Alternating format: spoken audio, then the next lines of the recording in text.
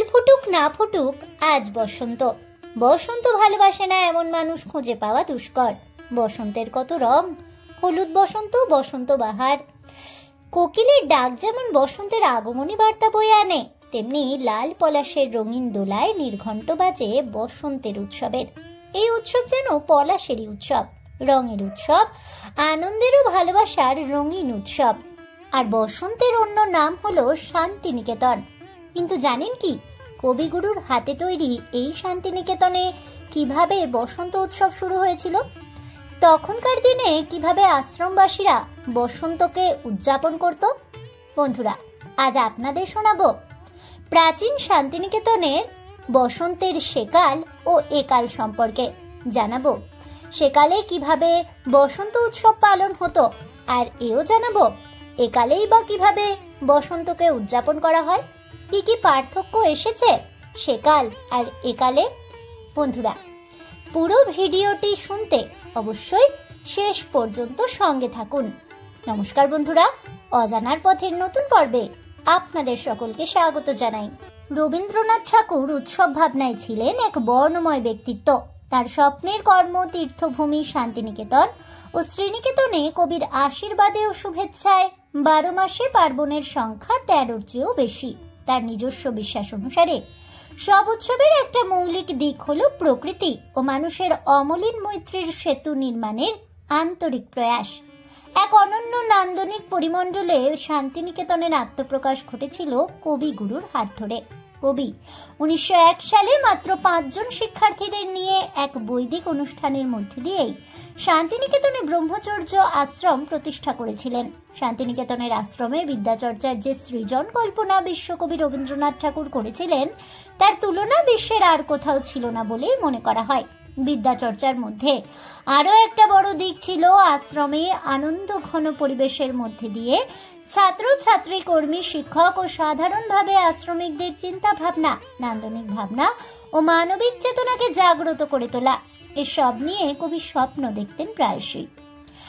আশ্রম বিদ্যালয় প্রতিষ্ঠা হওয়ার কিছুদিন পর থেকে ঋতু উৎসব প্রবর্তিত হতে লাগলো। এসব ঋতু উৎসবের প্রধান উদ্দেশ্য ছিল এই বিশ্ববিদ্যা তীর্থ প্রাঙ্গণে অনাবিল আনন্দের ধারাকে প্রবাহিত করা।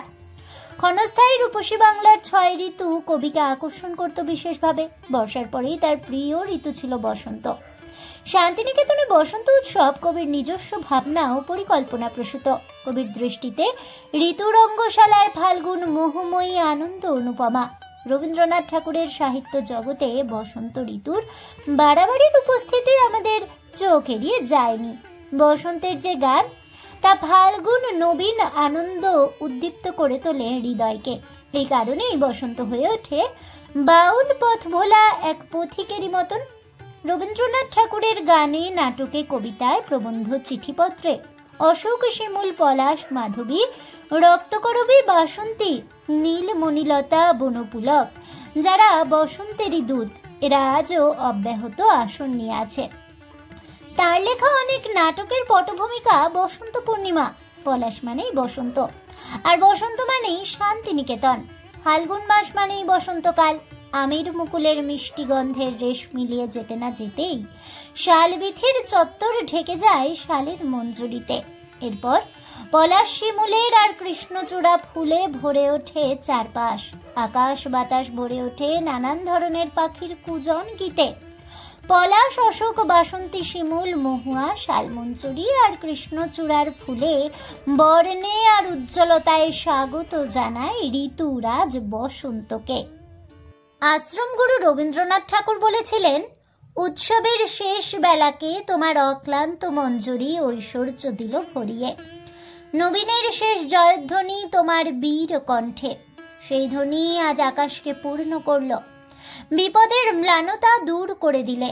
কয়েকদিন আগে থেকে এই বসন্ত ছুটে আসে শান্তিনিকেতনের পলাশ, শিমুল আর কৃষ্ণচূড়ার মাথায় মাথায়। ফাল্গুন এসে যায় নানান রঙের ডালি সাজিয়ে। বনে বনে আর নীরব খোয়াইয়ের বুকে অপার্থিব সৌন্দর্যে ফাল্গুন ছড়িয়ে পড়ে। আশ্রম চঞ্চল হয়ে ওঠে মৌমাছির গুঞ্জরণে। আনন্দময় পরিবেশে প্রকৃতির সঙ্গে তাল মিলিয়ে কোকিল, দোয়েল, কাঠঠোকরা, পাপিয়া, মৌটুসিদের কুহু কুহু ডাকে আকাশ বাতাস মুখরিত হয়ে ওঠে। বসন্ত ঋতুর মধ্যেই একদিন আশ্রমে বসন্ত উৎসবের দিন আমাদের ডাক দিয়ে যায়। কখন, কিভাবে, কেমন করে শান্তিনিকেতনে বসন্ত উৎসবের শুভ সূচনা হয়েছিল সেই বর্ণময় ইতিহাসের দিকে চলুন আলোকপাত করা যাক। বসন্ত উৎসবের সূচনা বলতে গেলে ঋতু উৎসব হিসেবেই শুরু হয়েছিল। সময়টা ছিল 1907 সাল, এটাই ইতিহাস। তদানীন্তন ছাত্রাবাস প্রাক কুটিরের, বর্তমানে সমীন্দ্র পাঠাগারের সামনে থেকেই এই উৎসব শুরু হয়েছিল। কবিপুত্র সমীন্দ্রনাথ ঠাকুর এই অনুষ্ঠানে যোগ দিয়েছিলেন। কালে কালে এই ঋতু উৎসব বসন্ত উৎসবের রূপ নেয়। ধর্মের সঙ্গে সম্পর্কবিহীন সর্বজনীন এক মহান মিলন উৎসব শান্তিনিকেতনের বসন্ত উৎসব। ধর্মের বেড়া ভেঙে বৈষম্য অসাম্যের বন্ধন ছিন্ন করে কবি সবার মনের রঙে রং মিশিয়ে দিয়েছিলেন। বসন্ত উৎসব হচ্ছে প্রকৃতির আরাধনা। শান্তিনিকেতনে খুব সম্ভবত 1925 সালে প্রথম বসন্ত উৎসব অনুষ্ঠিত হয়। সেই বছর কবি বিদেশে 5 মাস কাটিয়ে দেশে ফিরে আসেন। তখন আশ্রমে ভরা বসন্ত। 26শে ফাল্গুন বসন্ত উৎসবের আয়োজন হয়েছিল। সেবার ঝড় জলের জন্য আম্রকুঞ্জে অনুষ্ঠান হয়নি। সেকালে পুরনো লাইব্রেরির দোতলায় কলা ভবনের ঘরে বসন্ত উৎসব অনুষ্ঠিত হয়। রবীন্দ্রনাথ ঠাকুর লিখেছিলেন, রুদ্র বেশে কেমন খেলা, কালো মেঘের ভ্রুকুটি, সন্ধ্যাকাশের বক্ষ যে ওই ব্যবধানে যায় টুটি। সেকালের প্রকৃতির সঙ্গে মানুষের সম্পর্ককে আরো নিবিড়ভাবে গড়ে তোলার জন্য মাস্টার মশাই শিল্পাচার্য নন্দলাল বসু শালবিথি আর আম্রকুঞ্জের গাছের গায়ে নানান রঙের উত্তরীয় বেঁধে সাজিয়ে দেওয়ার এক অপূর্ব শিল্পের সূচনা করেছিলেন। রবীন্দ্রনাথ ঠাকুর অনুষ্ঠানের মূল সুরটিকে বেঁধেছিলেন যাতে এর মাধুর্য কোনো রকম ভাবেই বিচ্যুত না হয়। দেশের সব সম্প্রদায়ের মানুষের এই অনুষ্ঠানে যোগ দিতে কোনো রকম বাধা থাকেনি। এ ব্যাপারে তার গভীর নজর ছিল। প্রসঙ্গত, শান্তিনিকেতনের আশেপাশের প্রান্তিক জনগোষ্ঠীর মানুষ, সেই সঙ্গে আদিবাসী সম্প্রদায়ের মানুষজন বসন্ত উৎসবে অংশ নেন আন্তরিকভাবে। সেকালের বসন্ত উৎসবের প্রস্তুতির বর্ণনা দেখতে পাই প্রমথনাথ বিশির লেখা রবীন্দ্রনাথ ও শান্তিনিকেতন বইটিতে। তিনি লিখেছেন, সেবারে বসন্ত উৎসব খুব ধুম করিয়া হইবে স্থির হইল। রবীন্দ্রনাথ নূতন গানের পালা লিখিয়া গানের দলকে শিখাইয়া তুলিলেন। আম্রকুঞ্জের সভাস্থল আলপনা ও আবিরে সজ্জিত হইল। আমের ডালে ডালে বাতির ব্যবস্থা হইল। সকলে পীতবর্ণের ধুতি ও শাড়ি পরিয়া প্রস্তুতি হইয়া অপেক্ষা করিতে লাগিল। পূব আকাশে পূর্ণচন্দ্র উঠিলেই সভারম্ভ হইবে। 1935 সালে 20শে মার্চ সকালে আম্রকুঞ্জের বসন্ত উৎসব উদযাপিত হয়েছিল। ফাল্গুন নাটকের কিছু অংশ কবি পাঠ করেছিলেন। এর আগে তিনি উৎসবের মূল কথাটি বলেন সংক্ষেপে। সেবারের বসন্ত বন্দনায় বিশ্বভারতীর প্রাক্তন উপাচার্য প্রধানমন্ত্রী রবীন্দ্র স্নেহধন্যা ইন্দিরা গান্ধী, সেদিনের আশ্রমের ছাত্রী ইন্দিরা নেহেরু নাচের দলে যোগ দিয়েছিলেন। কে দেবে গো চাঁদ তোমার দোলা, ও তোমার বাস কোথা যে পথিক, ও গো, এই দুটি গানের সঙ্গে ইন্দিরা নেহেরু সমবেত নাচের সঙ্গে অংশগ্রহণ করেছিলেন। পরের বছর অর্থাৎ 1935 সালের 8ই মার্চ সারা আশ্রম জুড়ে উৎসবের আসন পাতা হয়ে আছে। উৎসবের দিনেই সকালেই ভারতের প্রাক্তন প্রধানমন্ত্রী বিশ্বভারতীর প্রাক্তন উপাচার্য জওহরলাল নেহেরুর পত্নী কমলা নেহেরুর মৃত্যু সংবাদ এসে পৌঁছয়।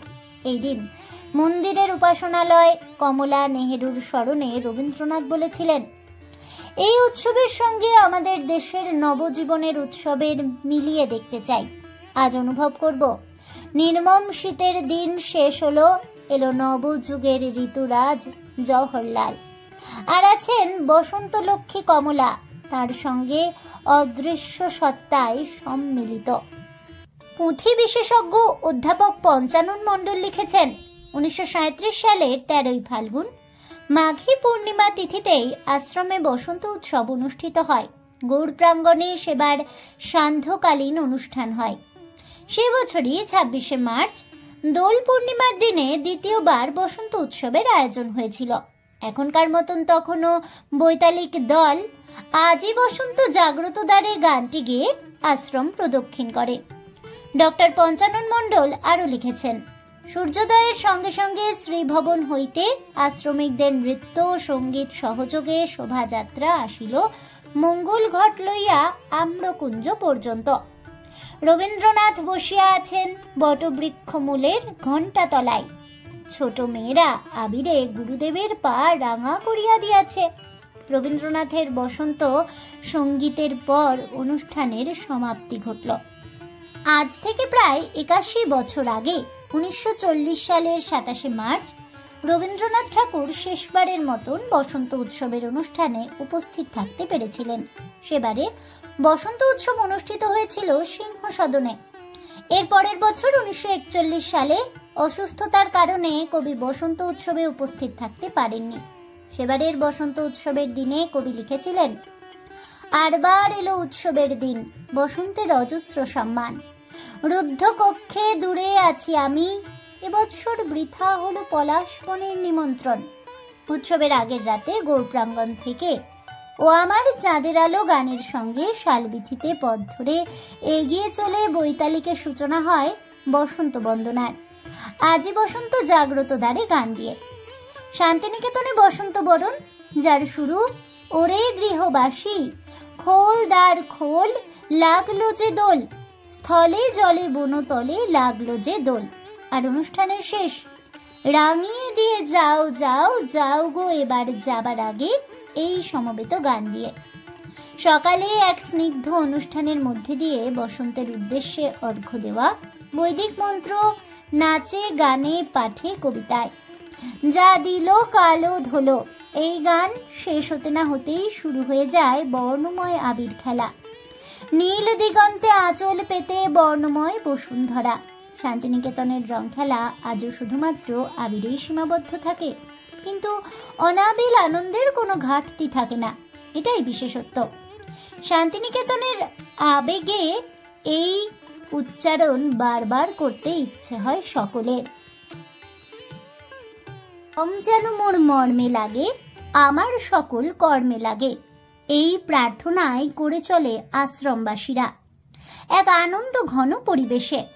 আশ্রমিক পরিবেশে এক নান্দনিক ও শৈল্পিক সৌন্দর্য খুঁজে পাওয়া যায়। শুধুই সবুজের সমারোহে দাঁড়িয়ে মুগ্ধতার আবেশে আচ্ছন্ন হয়ে পড়ে সকলে। পৃথিবীর আর কোথাও এই ধরনের বসন্ত উৎসবের আয়োজন সম্ভবত নয়। এ ধরনের আশ্রমিক পরিবেশ সৃষ্টি হয়নি আজও কোথাও। এমন নান্দনিক স্নিগ্ধতার পরশ বিশ্বে বিরল। পৃথিবীর আর কোনো বিশ্ববিদ্যালয়ের প্রাঙ্গণে এই ধরনের আশ্রমিক পরিবেশে বসন্ত উৎসব অনুষ্ঠিত হয় না বলে মনে করা হয়। ঐতিহ্যবাহী এই বসন্ত উৎসবের আবেদন সমগ্র বাঙালি জাতির কাছে এক আকাশ অহংকার। শান্তিনিকেতনের আঙিনায় যেভাবে সাজানো হয় তা অত্যন্ত দৃষ্টিনন্দন। অসাধারণ শিল্পকর্ম দিয়ে ছাত্রছাত্রীরা শান্তিনিকেতনকে সাজিয়ে তোলেন। দেখলে মনে হয় এক স্বপ্নীল সবুজ পৃথিবীর দিকে সমগ্র বিশ্ববাসী সহ বাঙালি জাতি অবাক দৃষ্টিতে তাকিয়ে আছে যুগ যুগ ধরে।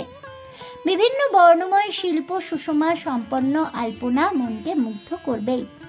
কলা ভবনের ছাত্রছাত্রীদের সৃষ্টিকর্ম অমলিন হয়ে থাকে, বিশেষ করে বর্ণিল আলপনা।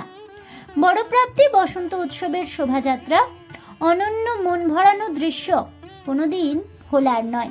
কল্পিদার পাঞ্জাবি, কোচা দোলানো ধুতি আর বাটিকের চাদর গলায় ঝুলিয়ে এই বিশিষ্ট পোশাকে বসন্ত উৎসবের বিশাল নৃত্য শোভাযাত্রা এক কথায় মনোমুগ্ধকর। একসময় ঋতুরাজ বসন্তকে স্বাগত জানিয়ে গান গাইতেন বহু বরেণ্য শিল্পীরা। শান্তিদেব ঘোষ, কণিকা বন্দ্যোপাধ্যায়, সুচিত্রা মিত্র, নীলিমা সেন সহ আরো অনেকেই। বসন্ত উৎসবের বেশ কিছু রীতিনিয়ম মুগ্ধ করে সকলকে। আম্রকুঞ্জে বসন্ত উৎসব শেষ হয়ে গেলে অংশগ্রহণকারীরা একে অপরের কপালে আবিরের টিপ পরিয়ে দেয়। বয়সে যারা ছোট তারা বড়দেরকে প্রণাম করে, বড়রা বুক ভরা আশীর্বাদ জানায়। এইসব দৃশ্য মুগ্ধ করে। বাউল গানের আসর গভীর মুগ্ধতায় ভরিয়ে দেয় সকলকে। আজই বসন্ত জাগ্রত দ্বারে গান গাইতে গাইতে আশ্রমের প্রতিটি বাড়ির দরজায় দরজায় পলাশ আর আবির রাখার চল আবহমান কাল থেকেই চলে আসছে। আসলে সকলকেই উৎসবে যোগ দেওয়ার জন্য আমন্ত্রণ জানানোর এই বিশেষ রীতি। তবে আজকের আধুনিক যুগে সেই পরম্পরা ঐতিহ্য এইভাবে মান্যতা পাচ্ছে।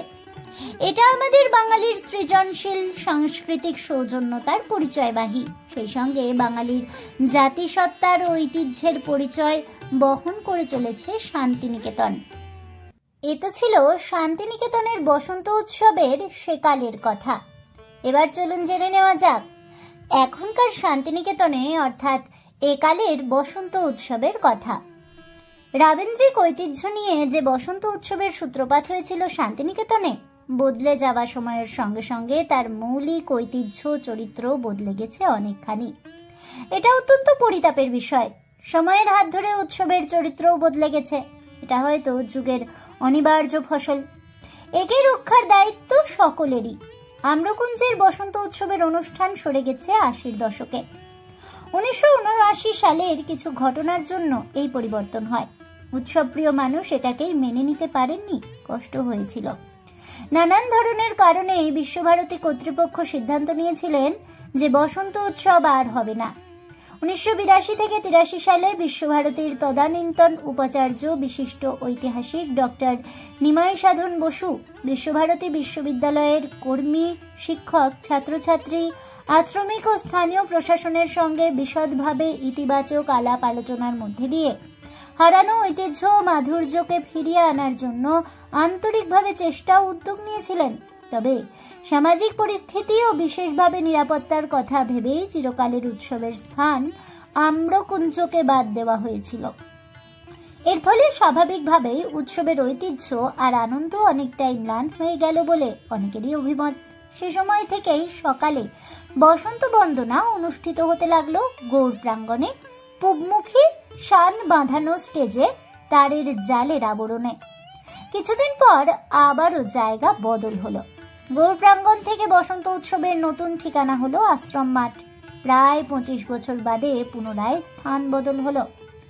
বছর ৫ ধরে শান্তিনিকেতনের আশ্রম মাঠে নির্মীয়মান স্টেজে বসন্ত উৎসব উদযাপিত হয়েছিল। বসন্ত উৎসবের ইতিহাসের কালো দিন ছিল ২০০৯ সাল। সেবার বসন্ত কাণ্ডর জেরে সব উৎসব অনুষ্ঠান বাতিল হয়ে গিয়েছিল। দেশ বিদেশের হাজার হাজার মানুষ চরম হতাশা নিয়ে ফিরে যেতে বাধ্য হয়েছিলেন। এটা অত্যন্ত লজ্জার, দীর্ঘদিনের ঐতিহ্যের পরিপন্থী। বসন্ত উৎসবের বারবার স্থান বদল বসন্ত উৎসবের চরিত্রকে নষ্ট করে দিয়েছে বলে অনেকেই মনে করেন। বসন্ত উৎসব নিয়ে বিতর্ক আজও চলছে। বেশ কয়েক বছর ধরে একটি সমস্যা বড় হয়ে উঠেছে, সেটা পরিবেশ দূষণের অভিযোগ। পরপর ৩ বছর বসন্ত বন্দনায় ৩ লক্ষাধিক মানুষের সমাগম ঘটে। পর্যাপ্ত পরিকল্পনা ও পরিকাঠামোর অভাবে আশ্রম জুড়ে চরম বিশৃঙ্খলা তৈরি হয় প্রতি বছর। এর সমাধান আজও অধরা। ভিড়ের চাপে বহু মানুষ অসুস্থ হয়, নানান দুর্ঘটনা ঘটে, যে কোনো সময় বড় দুর্ঘটনাও ঘটতে পারে। এই কারণেই বিশ্বভারতী কর্তৃপক্ষ বসন্ত উৎসবের দায়িত্ব নিতে অস্বীকার করছিলেন। সেই সঙ্গে রাজনৈতিক অনুপ্রবেশ এর চরিত্র বদলে দিচ্ছে বলেও অভিযোগ গুণীজনদের। কোনো কোনো ক্ষেত্রে বসন্ত উৎসব তার নিজস্ব সনাতন ধর্ম বৈশিষ্ট্য হারাচ্ছে। এই কথাটা সবসময় শুনতে পাওয়া যায়। দোল পূর্ণিমার দিনেই হোক বসন্ত উৎসব, সেই সঙ্গে ঐতিহ্য, পরিবেশ ও দূষণ বিধি শৃঙ্খলা মেনে সুষ্ঠুভাবে বসন্ত উৎসব হোক, এই আর্জি ও আবেদন আপামর দেশের জনসাধারণের। বিশ্বের দরবারে শান্তিনিকেতনের বসন্ত উৎসবের আলাদা একটা পরিচিতি ও গরিমা আছে। তাকে রক্ষার নৈতিক দায়িত্ব ও সামাজিক দায়বদ্ধতা আমাদের সকলেরই, এটা ভুললে চলবে না। শান্তিনিকেতনের বসন্ত উৎসবের সঙ্গে গভীরভাবে রবীন্দ্রনাথ ঠাকুরের নাম জড়িয়ে থাকলেও এর মূল রূপকার ছিলেন কবির কনিষ্ঠ পুত্র সোমেন্দ্রনাথ ঠাকুর। সময়ের হাত ধরে শান্তিনিকেতনের বসন্ত উৎসব অনেকখানি বদলে গেছে। উৎসবের দিনে জনজোয়ার আছড়ে পড়ে। ৮০-র দশক থেকে বসন্ত উৎসবে উপস্থিত দর্শনার্থীদের ভিড় বাড়তে শুরু করে। খুব সত্যি কথা, উৎসবের পরিবেশ আর আগের মতো নেই। প্রশাসনের উদাসীনতা খুব দুঃখজনক। মানুষের রুচির পরিবর্তন ঘটেছে অনেকখানি। আবেগে আপ্লুত হয়ে অনেকেই বসন্ত উৎসবে অংশগ্রহণ করেন। এদের অনেকেই বিন্দুমাত্র রুচিশীল, সংস্কৃতি মনস্ক, অনেকেই রবীন্দ্রানুরাগী প্রেমী আদৌ নন। কাজেই উৎসবের পরিবেশ আর আগের মতো নেই, তাই বদল তো ঘটবেই। একটি চিরন্তন সত্য আমরা অনেকেই জানি না, বুঝতে চাই না। অধিকাংশ বাঙালির কাছে রবীন্দ্রনাথ ঠাকুর ও বসন্ত ঋতুর আলাদা একটা মাহাত্ম্য আছে। তিনি যেভাবে বসন্তকে নিজের জীবনে অনুভব করেছিলেন, ঠিক সেভাবেই বসন্ত উৎসবকে সাজিয়েছিলেন। তার অবর্তমানে বসন্ত উৎসবের চরিত্র কিন্তু অনেকখানি পাল্টে গিয়েছে। বসন্ত উৎসব আগের আম্রকুঞ্জের পরিবর্তে পৌষ প্রাঙ্গণে এখন অনুষ্ঠিত হচ্ছে। দীর্ঘদিন ধরে চলে আসা একটি ঐতিহ্য হঠাৎ করেই দাঁড়ি পড়ে গিয়েছে। যোগাযোগ ব্যবস্থার অভূতপূর্ব সাফল্যে বসন্ত উৎসব মানেই জনপ্লাবন।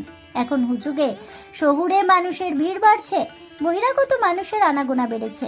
এদের অনেকেই বিন্দুমাত্র রুচিশীল নন।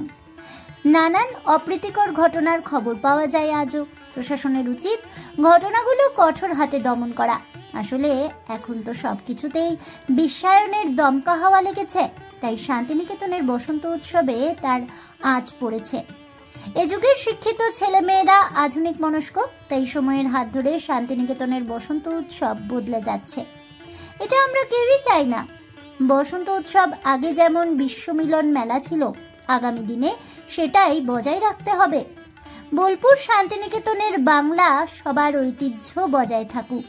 পরিস্থিতি পরিবেশ যাই হোক না কেন, তা মানিয়ে নিয়েই আমাদের সবাইকেই চলতে হবে। জনমানসে অক্ষয় অমলিন হোক শান্তিনিকেতনের ঐতিহ্যবাহী বসন্ত উৎসব। এই দায়িত্ব নিক আগামী প্রজন্মের তরুণ তরুণীরা, কারণ এটা সামাজিক দায়বদ্ধতা। জটিলেশ্বর মুখোপাধ্যায়ের সেই চিরস্মরণীয় গান আজও আমাদের আবিষ্ট করে বসন্ত উৎসবের সময়। কেউ বলে ফাল্গুন, কেউ বলে পলাশের মাস, আমি বলি আমার সর্বনাশ। সেই সঙ্গে পরিচিত কবিগুরুর গান, খোল দ্বার খোল লাগলো যে দোল। আজ এ পর্যন্তই। তবে একটাই কথা বলবো, কবিগুরুর হাত ধরে শান্তিনিকেতনে চলতে থাকা বসন্ত উৎসব যেন চিরকাল অমলিন হয়ে থাকে। এই প্রার্থনা জানিয়ে আমার আজকের ভিডিও আমি এখানেই শেষ করছি। তাহলে বন্ধুরা, শান্তিনিকেতনের বসন্ত উৎসবের সেকাল ও একাল সম্পর্কে বিস্তারিত জেনে আপনাদের কেমন লাগলো অবশ্যই আমাকে কমেন্টে জানাবেন। ভিডিওটি ভালো লেগে থাকলে লাইক শেয়ার করতে ভুলবেন না। আমার চ্যানেলের নতুন বন্ধু হয়ে থাকলে চ্যানেলটিকে সাবস্ক্রাইব করে দেবেন। পাশে থাকা বেল বাটনটি প্রেস করে রাখবেন নতুন ভিডিওর নোটিফিকেশন পাওয়ার জন্য। দেখা হচ্ছে পরের ভিডিওতে। ততক্ষণ সবাই ভালো থাকুন, সুস্থ থাকুন, আর অবশ্যই সঙ্গে থাকুন আর দেখতে থাকুন অজানার পথে।